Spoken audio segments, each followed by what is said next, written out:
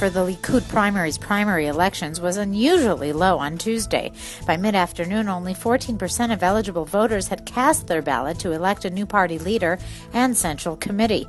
Approximately 4,500 people had voted by early afternoon, while 125,000 Likud members are eligible to vote in more than 150 countrywide polling stations. The party's current leader, Prime Minister Benjamin Netanyahu, was expected to win easily against his only challenger, extreme rightist Moshe Feiglin. National elections are not due until late 2013, and Netanyahu's decision to hold the Likud primaries now has raised speculation that he intends to call a national vote closer to the time of the U.S. presidential election later this year. The U.S. Congress has threatened to cut military and financial aid to Egypt, citing harassment of non-governmental organizations. The recent tug-of-war between Cairo and Washington began when a number of U.S. citizens working to promote democracy and human rights in Egypt were barred from leaving the country. Egyptian officials have defended the raid as part of a legitimate investigation into the group's work and funding.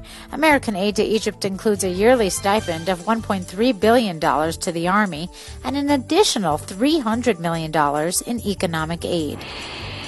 Syrian government forces reasserted control of Damascus suburbs on Tuesday after beating back rebels at the capital's doorstep.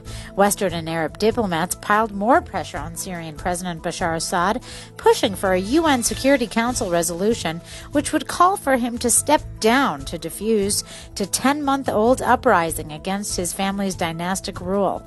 A draft United Nations resolution on Syria calls for President Assad to hand power to his deputy and insists there will be no use of foreign forces in the country. Russia has warned that an international effort to resolve the conflict could instead lead to civil war. After 18 years of tough negotiations, the Catholic Church agreed to waive its demand to receive sovereignty over the cenacle, the location of the Last Supper, on Jerusalem's Mount Zion. In return, Israel agreed to consider giving the church access to the place and even consider a leasing option. It also agreed that the Vatican would start paying a reduced property tax for its assets in Israel. Over the years, Israel suffered losses of tens of millions of shekels due to the Vatican's failure to pay property tax. The understandings were reached in a meeting held last weekend between Deputy Foreign Minister Danny Ayalon and the Vatican's Deputy Foreign Minister.